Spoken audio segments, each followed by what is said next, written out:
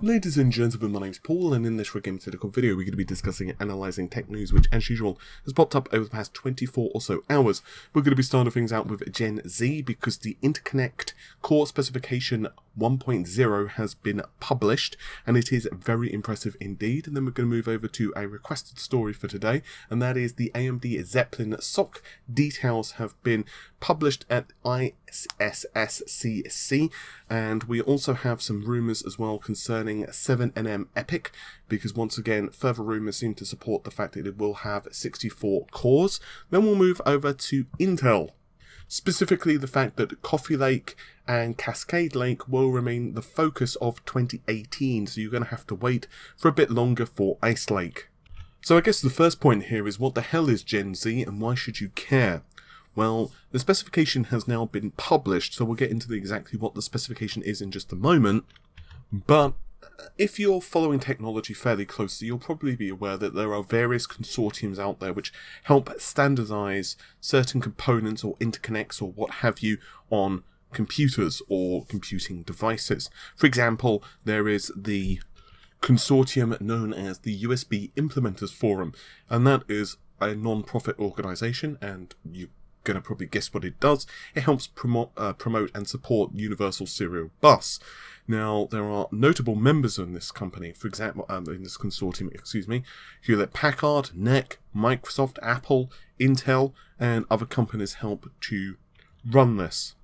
Of course, PCI SIG as well exists, and they help to standardize and develop the PCI Express architecture, and we'll get into them more in just a moment. Currently, PCIe 3.0 is where computers have been sitting for a number of years now, and honestly, memory bandwidth is critical, as particularly when it comes to communication with other components, graphics cards, let's say NVMe drives. And so a lot of folks in the industry have somewhat grumbled that we've not moved over to PCIe 4. And another example of a consortium would be the Kronos Group and OpenGL, and they also, of course, produce Vulkan, and you get the idea by now. So, when it comes to Gen Z, there are, of course, a number of key members: AMD, ARM, Broadcom, Dell, Hewlett Packard, Micron, Samsung, SK Hynix, Western Digital, and IntelliProp. That's right, Intel are not part of this, and that might cause some issues in the standardization of this particular specification. But first of all, what is this specification? Eventually, Gen Z hopes to be much more than just a PCIe replacement, and aims to offer an interconnect between memory buses, processors, peripherals, and possibly even networking. But at the moment they've released the core specification, which pretty much just goes into the crux of the matter, the very basics, and that is connecting the processor to the actual system memory. However, it's doing so in a very different way. It aims to be media agnostic. What does that mean? Well, in a nutshell, it means that no matter the type of memory, for example, whether it's DDR4, whether it's GDDR6, whether it's X-Point, basics here is that the processor simply issues read and write commands as it would, but it does so over the link. And the Gen Z link will interface directly with the memory, so you could almost think of this as like a middleman. As the actual architecture goes, it's pretty simple and looks very similar to, let's say, PCI Express. What we have here is fast serial links, and they can obviously be chained together, so you can have multiple lanes, which naturally increases the throughput, in other words, the speed it can operate, and they will operate on a packet-orientated protocol.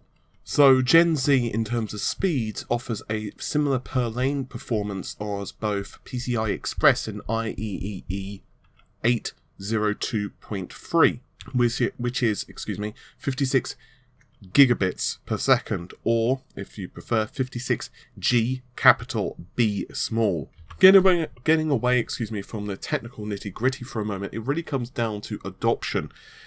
Unfortunately for folks who have been kind of waiting on PCIe 4, it's been somewhat slow. And while technically now we have the final specifications for PCIe 4.0 hammered out, the issue is that 5.0 is only going to, hit the shelves maybe about a year or 2 years later. So some folks in the industry are somewhat grumbling about actually redesigning processors or the motherboards or whatever for a specification which is not too long for this world. After all, 1 to 2 years later, it's going to be outdated by PCIe 5.0. And it's very easy to say, well, PCIe 3.0 or whatever, it's for graphics cards only, and a lot of gamers can think like this, but in reality, of course, that's not the case. Fast networks, high-end storage solutions, yes, graphics technology, all become increasingly held back by limited bandwidth. Of course, it's going to take a lot to wrangle the industry away from PCIe 4 or 5 or what have you. So is Gen Z going to be well supported or not? Well, unfortunately, and you know what I'm going to say, all you can do is just watch this space. The fact that Intel once again are not part of this could mean that the specification doesn't get wide enough industry support. After all, Intel still have an awfully large market share when it comes to processors, and yes, I'm somewhat underplaying that, but Intel have been forced to embrace new specifications and standardizations before. We all remember the RDRAM fiasco, for example. A series of leaked roadmaps has emerged, on the website computerbase.de. Now, let's have a bit of backstory before we jump into the news. Right now, Intel are facing off against AMD Ryzen with the Coffee Lake series of processors, and honestly, it's arguable which is the best for your particular budget. If you're a gamer, I'd probably say Coffee Lake, maybe slightly. If you're more interested in, media creation and that type of task, then possibly AMD might be the better option. Regardless, the fact that we're even having this conversation at all, despite the fact that AMD in the past have been absolutely decimated by Intel, it's very impressive. AMD have come back in a really big way, and we all know that there's going to be a die-shrunk version of Ryzen based on the Zen Plus architecture. That's going to be from 14 to 12 nm. Slight tweaks on clock speed, not anything particularly profound, probably about 5 or 10%, but that's most likely in conjunction with some small tweaks on cache speeds and some other bits and bobs as well. So it looks fairly positive for the new AM4 platform, but many have wondered what Intel were going to be doing. Well, these roadmaps anyway tell us that Coffee Lake S is going to last until at least the first quarter of 2019 for the desktop. And there's also going to be a series of Coffee Lake SKUs, which Intel will also be releasing, and then eventually Cascade Lake will replace Skylake SP, and Coffee Lake E will replace Kaby Lake E.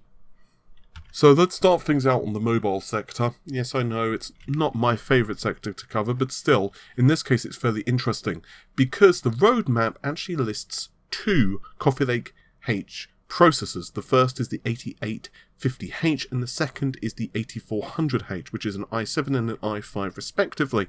Now this is rather puzzling, because you might recall news that we covered just yesterday, and this originated on videocards.com, that they had shown a i9 8950HK on 3D Mark, and that, of course, is a considerably different model to what's shown here.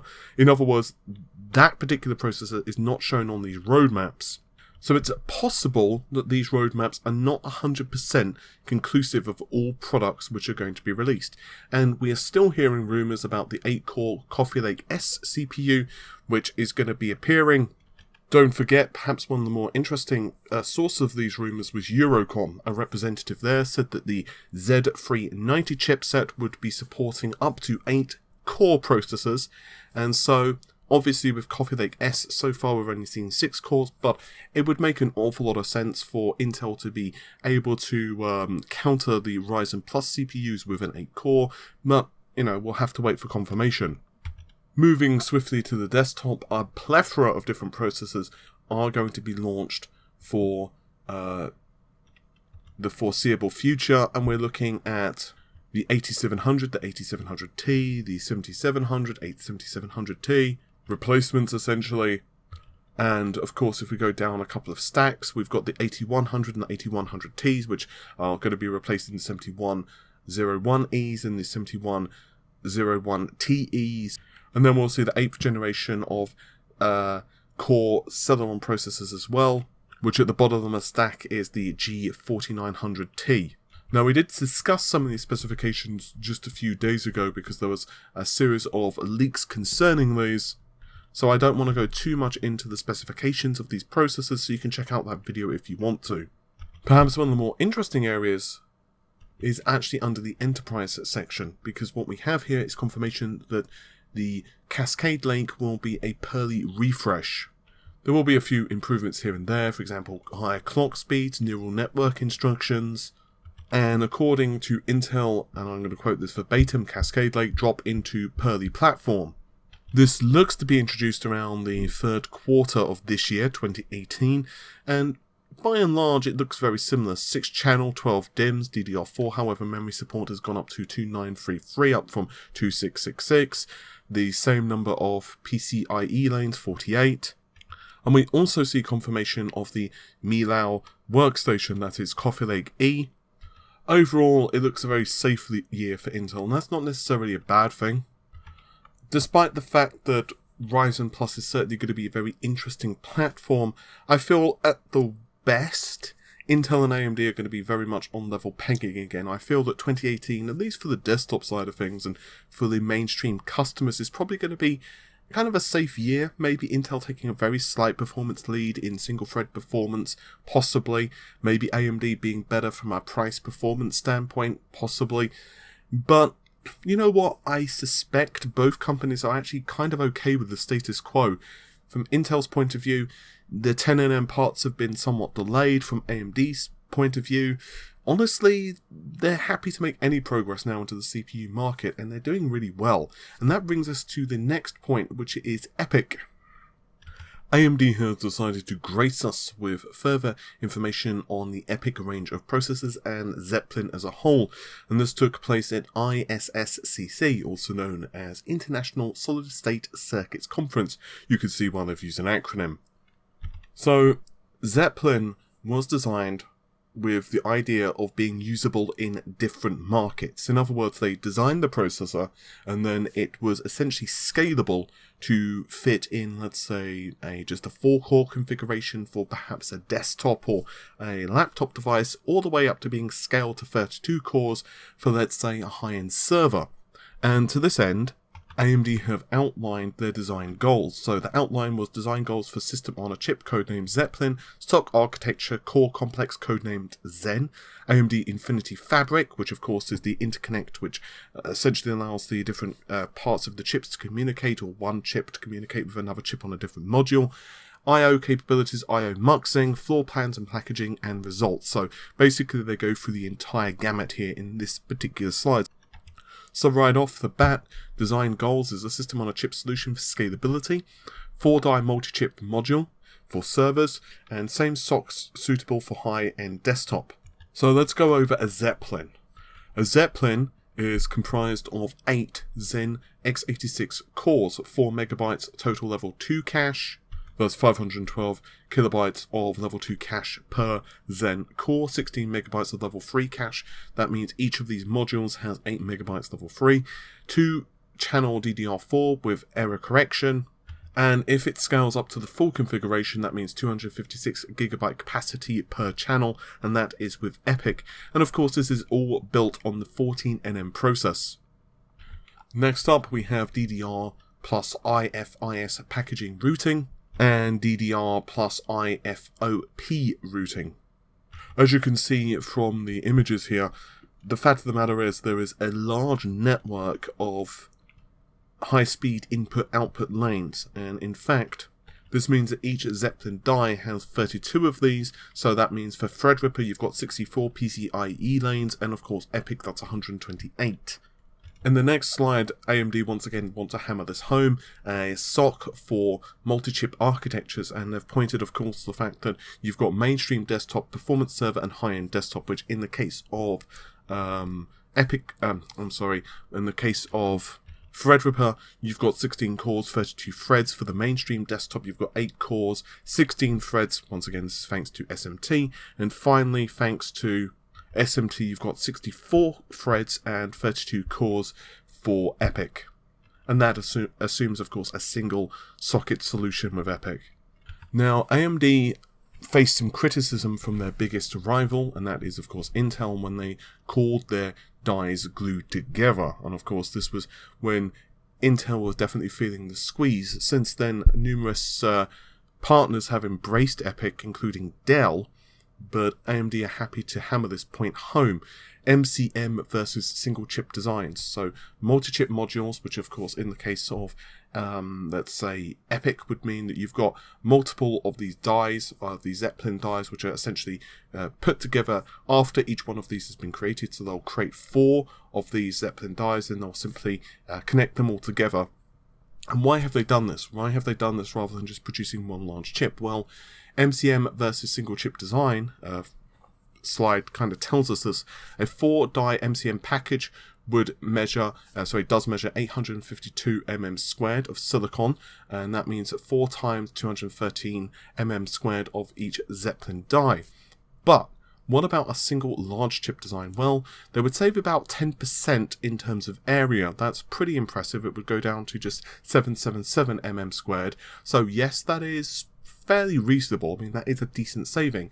However, here's where the things get a bit sticky. The manufacturing and testing costs would become 40% greater than what they are currently, and a full 32-core yield would be 17% lower, and the cost of this would raise 70%. Both AMD and Threadripper are comprised of a lot of moving, if you excuse the term, parts, and under the MCM package achievements we see 4,094 pins. This means that you have 534 Infinity Fabric high chip-to-chip networks, and this managed to achieve 256 gigabytes per second in total package bandwidth, with 1,760 pins achieving 450 gigabytes per second of total off-package bandwidth. So what that basically means is that in-package bandwidth, in other words, with the chips that are local to this particular processor, then they can achieve a total in-package speed of 256. But if they're communicating outside of this, for example, to SATA ports, or they're connecting to, let's say, graphics cards or whatever, then the total available speed is 450 gigabytes per second. And for example, the CCX CPU complex slide, where it has 4 cores with L1, L2 caches plus a shared level 3 cache, as well as the Zen cache hierarchy. We've known about this stuff for quite some time. For example, in the cache hierarchy, we see that level 3 cache is filled by level 2 victims, and it is done so from all 4 cores. And finally, before I close the video out, there is another part to this rumour, and that is regarding 7nm EPYC. Now, this one is codenamed Rome, and it alleges that there will be 2 specific dies with the 7nm EPYCs. The first, die 1, a single CCX 6-core. Each die has 12 cores. A maximum CPU core total, therefore, would be 48. And the second would be 8 cores. That means each die has 16 total. So if you were to put all of them together on a package, that would mean you have up to 64 cores. Now, don't forget, a few days ago, actually it was a little longer than that, it was, I believe, end of January, there was rumours that AMD Starship and Metassi CPUs would likely start being tested soon, and this was spurred by the fact that HW Info were supporting both Starship and Metassi CPUs. And an older roadmap from AMD, which is an enterprise CPU product roadmap, told us that we would see in 2018 to 2019, although let's face it, it looks like it's slipping now to 2019, Starship x86 would be a 48-core, 96-thread processor, and it would be drawing between 35 and 180 watts, and it would indeed be on 7nm. So maybe AMD feel that they can just simply throw more cores at the situation And that would mean that a single socket would be capable of 128 threads, or a dual socket configuration would be capable of 256 threads. And that would be very interesting, again, in the server market and HPC in general, and how AMD would be able to compete with Intel, because yes, Intel do have AVX 512 and they are the more established brand, but if AMD could do this at a decent price, those number of cores is going to be very attractive to consumers who just want to put together high-end server racks and then run, allow their users to run, let's say, lots of virtual machine work or whatever. With all of that said, hopefully you've enjoyed the video. I'll see you soon. Take care, and bye for now.